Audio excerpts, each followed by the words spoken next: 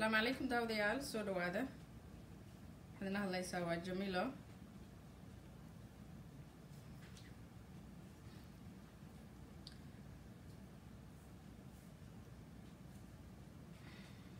سو دواده حقا وصير الظاهرة لي هذا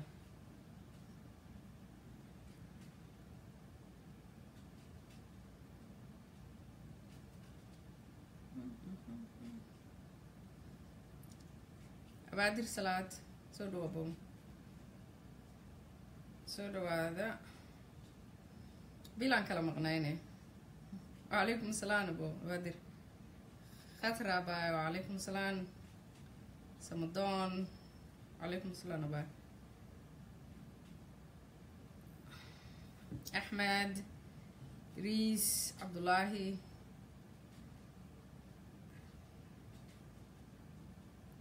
وكا قاضي هم عبدي وفي عنها الحمد لله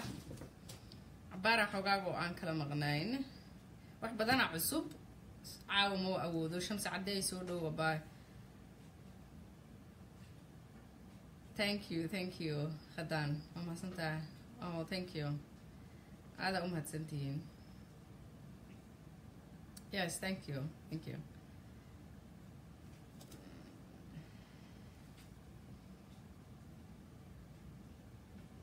dadkan waxay sugaynaa qofkii su'aal qaba hadda ha isii weydiiyo laba daqiiqo cabaarko wuu isii weydiin karaa yes ayaantan waa la ii waayo xoogaago anaa danahayga u yaro mashquulay ma aqaano waxaan la ogeynaan raacaa maalinkii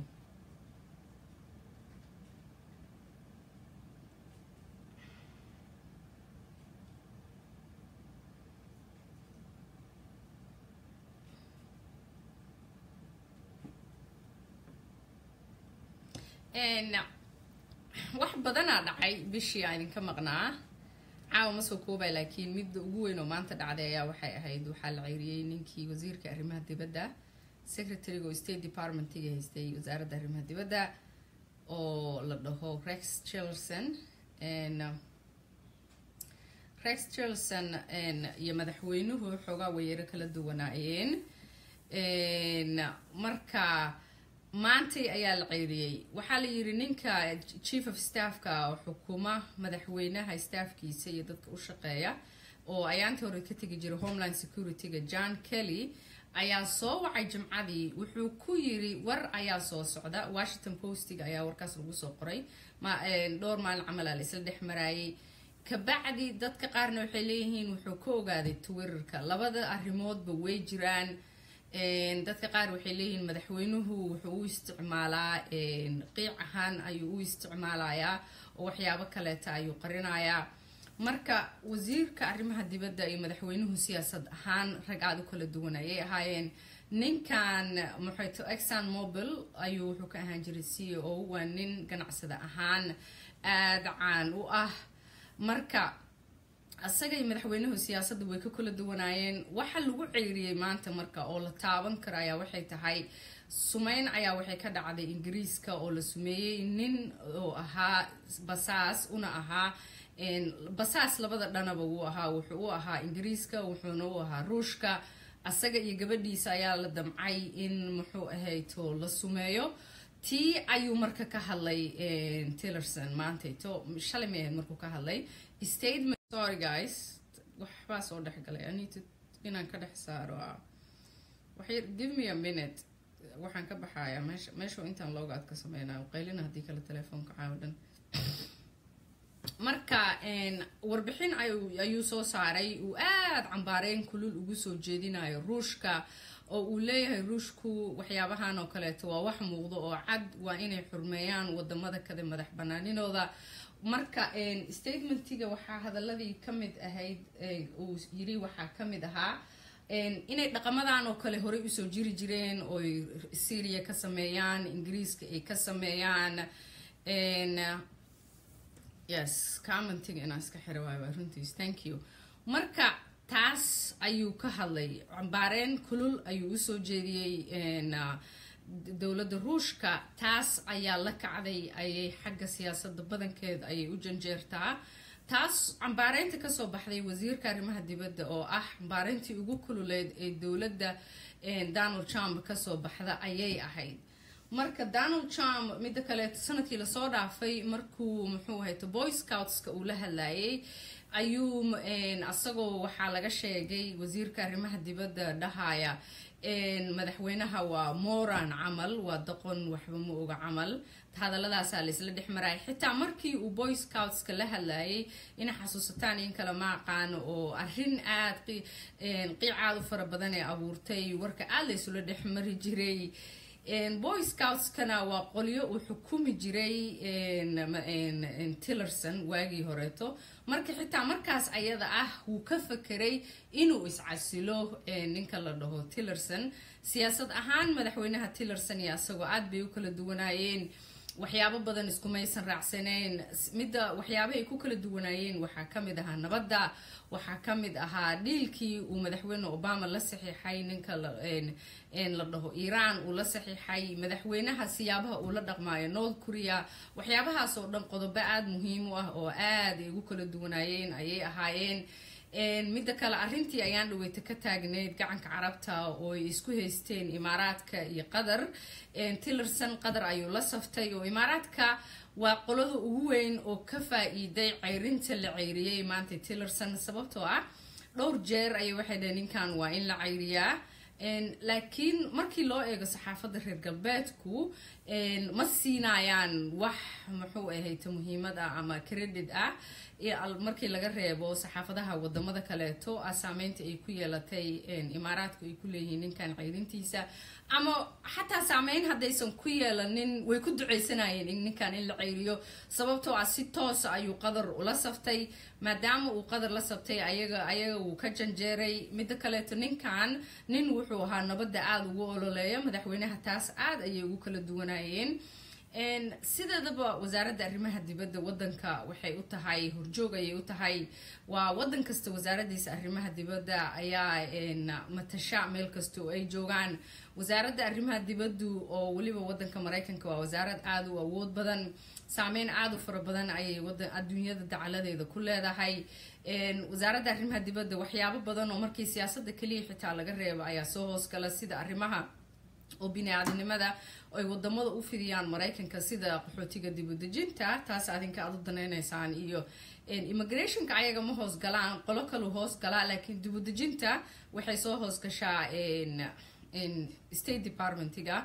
marka State Departmentiga markaas ka bacdi waxay isticmaalaan Homeland Security waa saddex qaybood oo isku xiran waa immigrationka sidoo uu shaqeeyo marka hore qaybta immigrationka ayaa soo saarta ka bacdi wasaaradda waxa loo gudbiyaa Homeland Security baaritaan sameeya laakiin hadalka kama dambeynta fiisa bixinta fiisa diidida dib u dejinta nambarada xukuumidooda lacagta ku baxaysa inta muxuu ahayd xafiis oo furan inta la xiraayo wixii imaanayo wixii baxayo wixii dagaaya waxa xukunta wasaaradda arrimaha dibadda qolyahan kaleeto kaalmay ku yihiin oo ama Homeland Security sidooduba waa wasaarad ciidameed waaye wadanka ilaalintiisa waa hay'ad wasaarad maahan hay'ad ciidan waaye oo waxa way law enforcement waaye ma ahan qolo siyaasadeed ma ahan marka ayaga kuwan ayaa isticmaala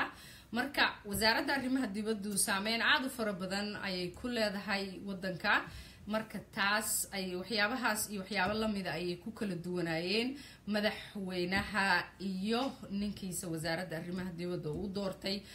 nimankii ugu cadcadaa oo madaxweynaha la shaqeynayo oo waliba positionada waaweyn ama boosaska caanka ahaya oo muxuu ahayto madaxweynaha ka soo horjeeda ama xataa iysan si toos uusan uga soo horjeedin uusan u cambaareynin oo xoogaa madaxweynaha aad uga janjeera ayuu ahaa ninka loo magacaabay inuu bedeli doono Mike Pompeo wuxuu ahaa CIA-da ayuu ka tirsanaa markii sii horeetay wuxuu ku jiri jiray ciidanka markii uu ciidanka ka tagay ka bacdi Kansas ayaa waxa laga soo doortay 2010kii waa xasuusataan 2008kii Obama ayaa la doortay ka bacdi aqlabiyadda waxa haystay dimuqraadiga laakiin 22 alifkii ayaa 2010kii way not alifkii 2010kii ayaa waxaa lasoo doortay rag aada u fara badan oo GOP-da xisbiga ka tirsan jamhuuriga ah raggaas ayuu ku jiray Pompeo waa nin awood badan leh laakiinse waxa kaloo taas usii dheer madaxweynaha iyo asagu way isla yara siman yihiin xagga siyaasadda xagga fikrad ahaanta waxyaabo aada u fara badan ayay isku waafaqsan yihiin oo xitaa waxaa la yiri daily briefingka waxyaabaha oo xagga sirdoonka iyo waxyaabahaas kasoo baxo intelligencega ka imaada madaxweynaha si toos asaga ugu geyn jiraa la yiri maalin walbo asaga iyo Donald Trump xitaa wuxuu yiri wuxuu sameynaa fantastic job shaqo fiican ayuu sameyn doonaa marka nin wuxuu ahaa aada u cadcad oo madaxweynaha iyo asaga hal dhan ayay u janjeeraan midda kaleeto naagta asaga lagu bedeli doono Gina waxay ka tirsanaan jirtay ayaduna CIA-da Gina waxyaabo lagu haysta ayaa jira oo maantayto ayadoo ah oon la ilowsanayn inay tahay qofkii dumara oo ugu horeeyay oo CIA-da ka noqon doona hogaamiye haddana waxaa taas qarisay oo qiicaad u fara badan ku shiday waxyaabihii ay soo samaysay iyo rekorkeeda waxyaabihii waxaa ka mid ah 9/11 markay dhacday ka bacdi dowladii maxayto Bush ayaa waxay ka fureen meel Thailand dad aad u fara badan oo qarsoodi ah oo CIA-da ka tirsan ayaa la soo wada kiciyay dadkii la soo kiciyay oo waliba ruug cadaaga ah ayay ku jirtay ayadu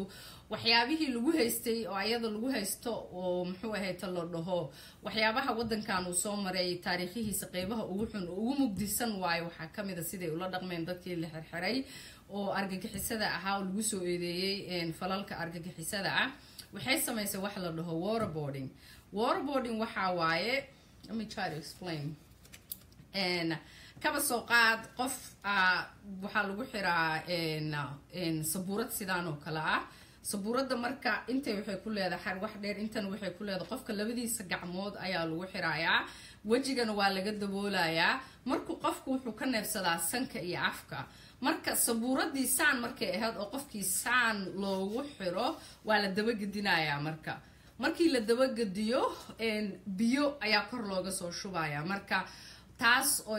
dadka xuquuqda aadanaha u doodaya aad uga doodeen oo waliba arrintaas CIA-da wax badan bay sameynaysay waliba markii argagixisada ay dhacday 9/11 ka bacdi ma soo caan bixin ilaa mar dambe oo aad u dahsan tahay marka dad aad u fara badan ka hadlay sharci dejiyaal aad u fara badan ayaa dood aad u fara badan ka keenay markii taariikhda dib loo eego xitaa waxa la waxyaabihii ugu mugdisanaa oo wadanku uu sameeyay way sababtoo ah dadka xitaa waxa lagu sameeyay in darbiyada lagu dhuftay dadkii la xirxiray maraykanku sidiisaba wuxuu u doodaa xuquuqda aadanaha inta badan waxyaabaha uu adduunka ku haysto ama run ha ahaato ama been ha ahaato taas waa muran kaleeto iyo another argument another day way maalin kaleeto ah laakiinse waxyaabaha ay caanka ku yihiin oo mar walba isticmaalaan oo mar walba horjoog u yihiin waxay dhahaan waxaan nahay xuquuqda aadanaha u doodnaa annagu waxba ma gumaadno qof kasta due process wax la dhahuleeyay dambi kasta ha lagugu soo oogo laakiin waa in lagu siiyaa wax si aad isu difaacdo oo kaleeto waxyaabahaas oo kaleeto ayay horjoog u yihiin marka in ayagii lagu soo eedeeyo inay dadkii biyo ku shubaayeen waxyaabaha kale oo lagu sameeyo waxaa jira xagga dhimirka dadka wax dhibka gaarsiinaya ayaa ka mid ah marka rekorkaas ayay Gina leedahay midda kaleeto nin ayaa jiray markaas asaguna xukumay CIA-da oo waliba qaybta qarsoodiga hogaamiye ka ahaa cajaladaha laga duubay cajaladihii ay burburisay ayaa la isku qabsaday ayadana oo wuxuu yiri cajaladaha tirtir oo ka takhallus markuu yiri way ka takhallustay taasna rekorkeeda ayay ku jirtaa ayada marka okay people can hear me right now right yes they can marka waxaas oo dhan ayaa maanta dhacay waxyaabo aad u fara badan waaye siyaasadda Donald Trump is very tiring hadda runtii la weydiiyo aada ugu daalaysaa sababtoo ah markaa telefoonka saaca usii dhigtaba oo wax kala damcaday inaan soo qabataba wax hor leh ayaa kasoo baxaya marka wixii ugu weynaa oo maanta newska ka dhacay taas ayay ahaayeen let me see what else do I have boarding still تعرف arrin kaloo maalmahan ayadana aad u jirta ayaa jirto birta iyo aluminumka wuxuu yiri canshuur gaar ayaa la saarayaa madaxweynaha taas oo argagax iyo qalqal aad u fara badan dhaqaalaha qaybo kamid ah galisay wadamo aad u fara badan ayaa laga yaabaa inay dhahaan ka argoosi sameeyaan sida China oo kale Mareykanka waxyaabaha ugu badan uu soo saaray waxaa kamid ah soybeanka digirta soybeanka waxaa loo dhoofiyaa China ugu badan inta qaata China waxaa laga yaabaa inay kasoo jawaabaan haddii canshuur gaar la saaro mid kale wadanka birta la soo galiyo oo waxyaabaha badankooda laga sameeyo oo waliba sida kambaniyada Home Depot oo kale aadka u isticmaalaan waa la soo dhoofiyaa oo waa bir muxuu ahayto oo saafi ah amal saanaha la jira saafi bir nadiif ah waayo oo waxyaabo kale to other elements oo badan aysan ku dhex jirin shalay waxaa kaloo soo baxday qolada House Intelligence-ga oo qaabilsaneed baaridii muxuu ahayto inay Donald Trump dawladiisa iyo Putin dawladiisa Ruushka uu dhex maray wax muxuu ahayto fargelin ay jirto muddo sanad iyo 2 bilood ayay wadeen warbixin ayay shalay soo saareen marka waxay dhaheen wax weyn maana arag wax badan ma aysan dhicin marka baaritaankan waa xireynaa taas oo ka soo horjeed ku ah baaritaanka kale ay hayso FBI-da ama baaraha gaarka sida Mueller oo kale taasna waa news aad u weyn oo soo baxay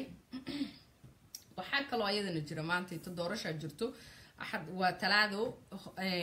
special election ayaa waxay ka jirtaa Pennsylvania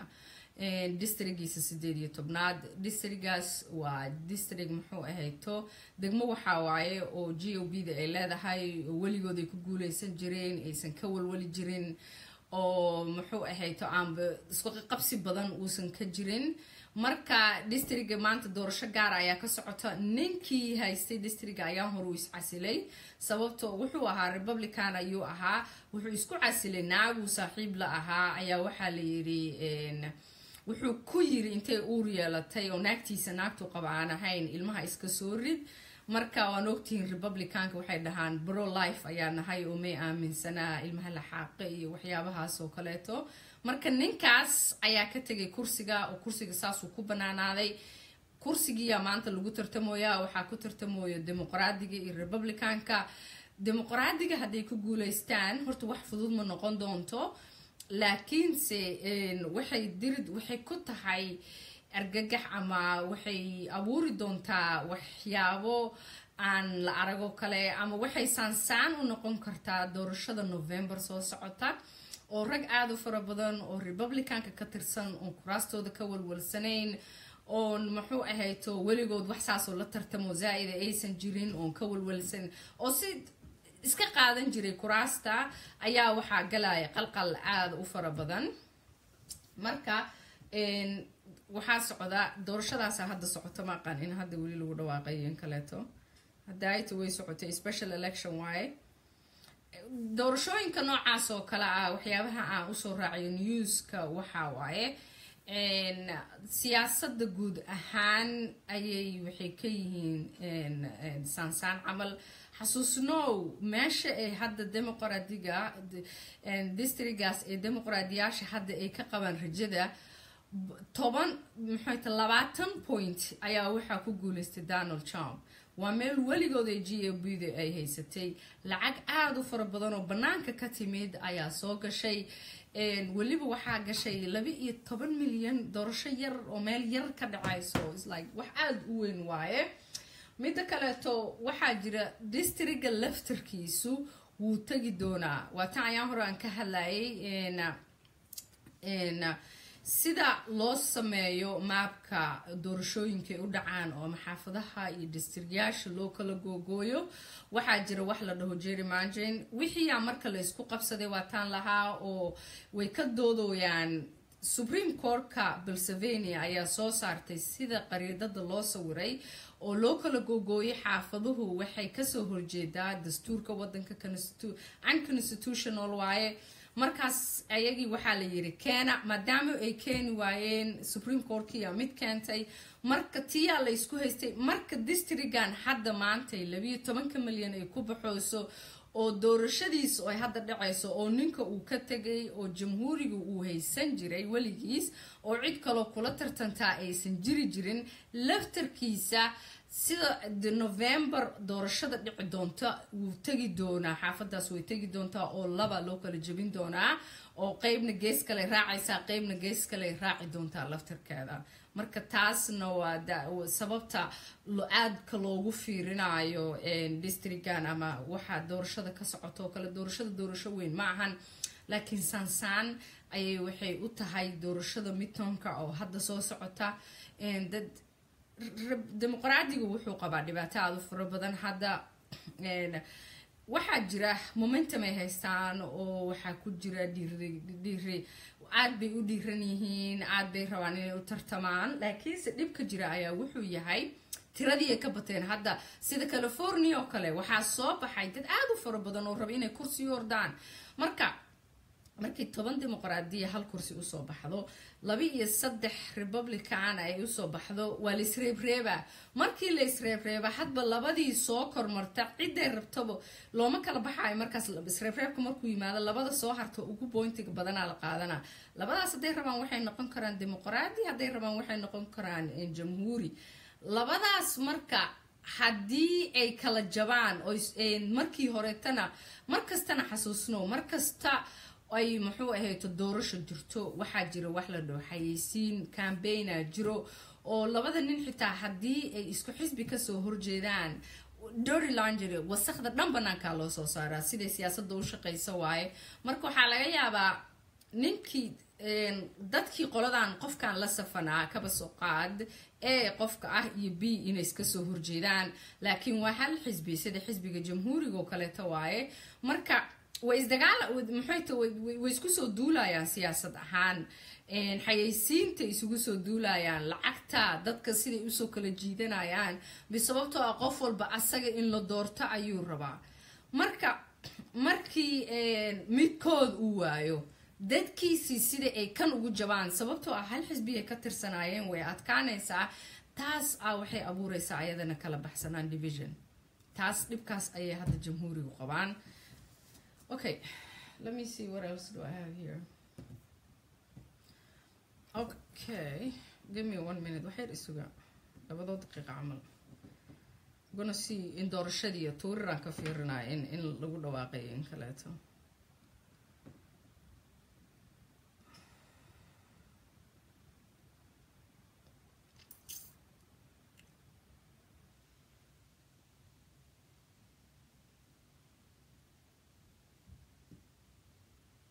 waxaa koreeya ninka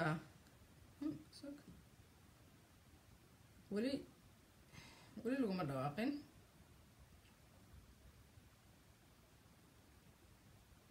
weli laguma dhawaaqin marka soo socoto insha Allah oo aan kaloon soo galo hadday toddobaadka noqoto ama toddobaad ka ku xiga hadba si iigu suuroodo ayaan ku soo dari doonaa newska haddii aan la idmo Democrat-kana leads 50 to 49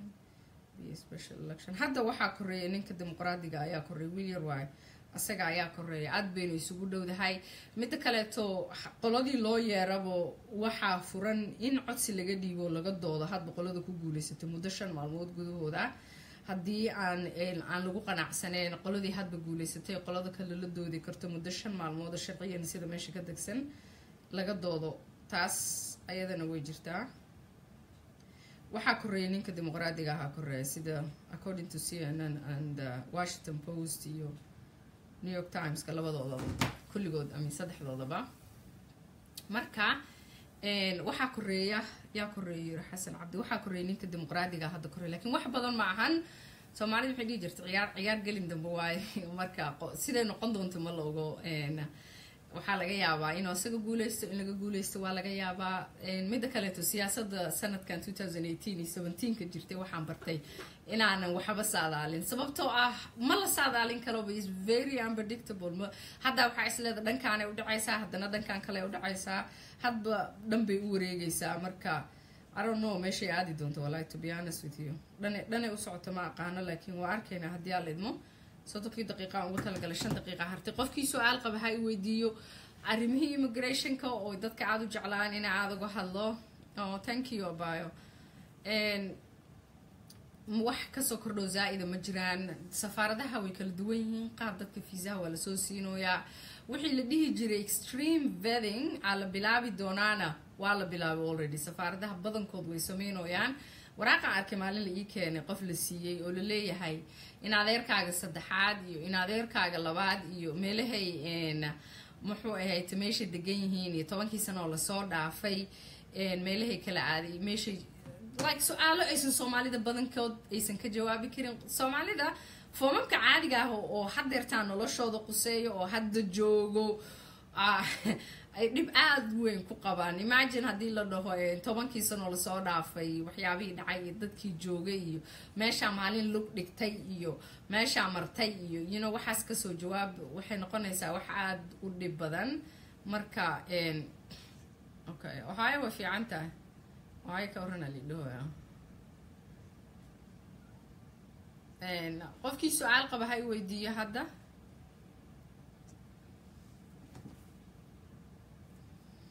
thanks for the advice Gale let me see hadii la hayno wixii qofkii su'aal qaba hadii uu ha i weydiiyo intaana ka bixin arrinka Korea iyo Trump inshallah next video ayaan ka hadli doonaa hadii alla idmo wiilka uu sadaga u yahay clearance ma uu haysanin marka intii kalena waa laga la laabtay marka thank you Mikael aad ma santa ayaantaana xoogaa bilaa idin ka maqnaa rally ahada yes green card ka qoladii bixayso way ku bixi kartaa sideeda horta green card ma ahan warqad lagu safro ama waxa lagu safraa passport wadanka u dhalatay ama waxa lagu safraa travel document green card ku wuxuu kaliya ku ogolaanaa in Mareykanka dib u soo gasho hadhowti maadaama aad deganaansho haysato oo fiisa iyo qararac kale tiro badan ma mareysid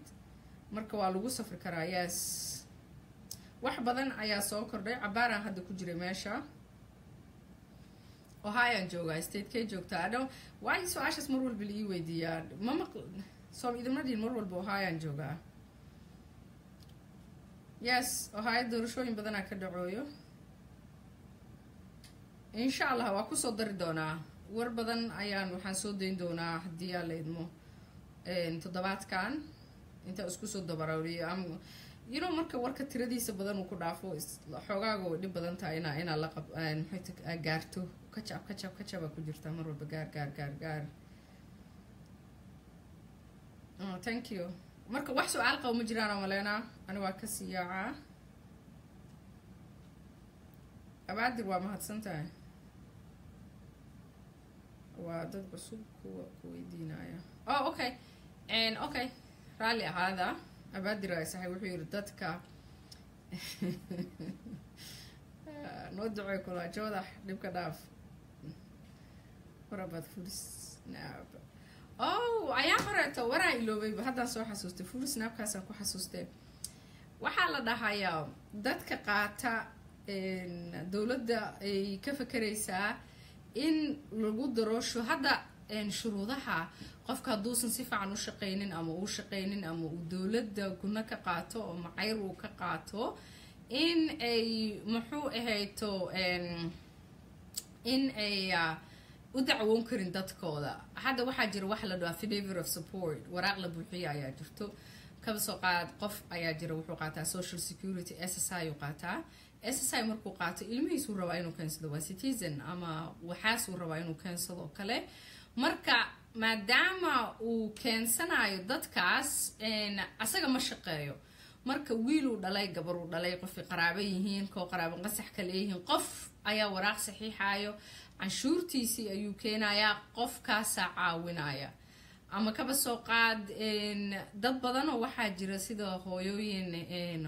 single mother ah oo ceyrta ku taxalluqa oo u baahan iyo qolyo badan oo abuse gareey way jiraan dad sheeko kale tawaay laakiin se muxuu dad isticmaalo ayaa jira marka dadkaas dad ma keeni karaan ayaa la yiri oo muxuu ayto lama dhaqan gelinin walito hadhow hadhina Jamila waxay tiri dadka ceyrta qaata dad looma keena ayaa la yiri wali ma dhaqan gelin wax walba oo ani markay soo kordhaan oo isla dadka way saameynayaan waan sheegaa usually marka wax soo jeedin waaye proposal waaye ma la dhaqan gelinin oo wali sharci ma aysan noqonin taasna war ayaan dhawid soo baxay waaye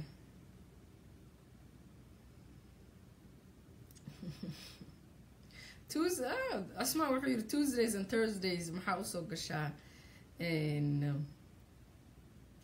live-ka labadaas maalmood xoogaago like Monday-da way dhib badan tahay Mareykanka Monday-da qofka shaqo weekendiga ka soo baxday is very waa daalaysaa Monday-da anay iga daba dhacaysaa markaan guriga imaado live ma geli karo so Tuesday-da xoogaa weegi waa la soo qabsaday hadduu war dhaco Tuesday-da waa soo galaa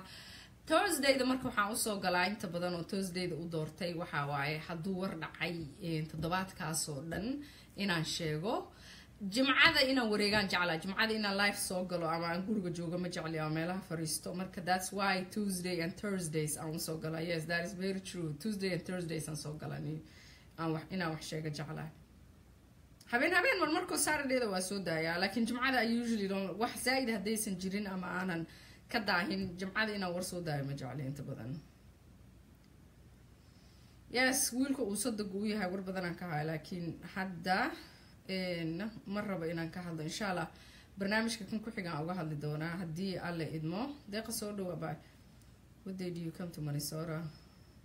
Minnesota barafaba ka daway qabow miran waayo uma soo socdo Minnesota it's very cold aaday u qabowdahay de su'aalo personal marka ay weydiisaan kuwaas oo kale kama jawaabayo marka waa ka baxayaa haddii alla idmo waxa hare yaa 30 daqiiqo waa la gaaray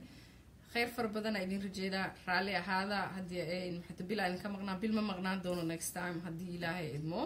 waxaan isku dayayaa inaan toddobaad kasta mar aan soo daayo warka ugu yaraan haddii alla idmo barnaamijyo badan aan rabaa inaan soo daayo oo isleeyahay dadka way anfacayaan waxyaabaha waliba waxaan su'aashaan u wadaa dadka hadda wadanka yimid oo kale toon wadanka fahmin oo kale waxyaabaha aan fahmi weysay oo kale oo aadka ku dhibay oo rabta in lagu sharaxo oo kale hadda message igu soo dirtaan oo kale maybe waxyaabaha aan ka shaqeynayo rabay inaan ku daro barnaamijka ayaan ku soo dari doonaa haddii alla idmo marka inaan balaariyaan rabaa inaan muxuu ahayto sanadkan intuusan dhamaanin insha Allah ayada u wada wareego haddii alla idmo oona wax kala qabanin marka waxyaabaha danaynaysan Mareykanku sidiisuba uu dhib badan yahay wadankana dadka intooda badan Soomaaliduna waxay ka soo jeednaa xoolo dhaqato anagoo dhan ayaa xoolo dhaqata ah marka ma naqaano sida uu shaqeeyo wadanku dadku aad bay ugu dhigtoodaan marka waxyaabihii ku dhibaayo kale sida systemku uu shaqeeyo kale to hadaa waxaan sameeyso maxaa xaq u leedahay maxaa xaq lagu leeyahay oo kale waxyaabaha aan rabay oo kale inaan ka hadlo ayadana waxaa kamid ah taraaglayaasha meelaan ka shaqeeyaa maalin alla keena tigid hor lay soo qaataan ma yaqaanaan sida la isku difaaco qaarkood ma fahansana haddii aad tigid maalin walba aruursato markii heshiiskaas aad ku jirto contractigaasi uu dhaco insurance ku qaadanayo ma jiro haddaba waxyaabo fara badan ayaa jira marka waxaas oo dhan ayaan ku soo dari doonaa haddii aan idmo marka waxa is leedahay dadka way anfacayaan hadaa tahay dadka advocate-ka u ah oo kale dadka way u baahan yihiin oo kale message igu soo dir haddii alla idmo telefoona meesha soo gelin doonaa local ah mar dhow haddii ilaahay idmo hadda maaha laakiinse waxaas oo dhan ii soo gudbiya khayr aad u fara badan idin rajeynaa habeen wanaagsan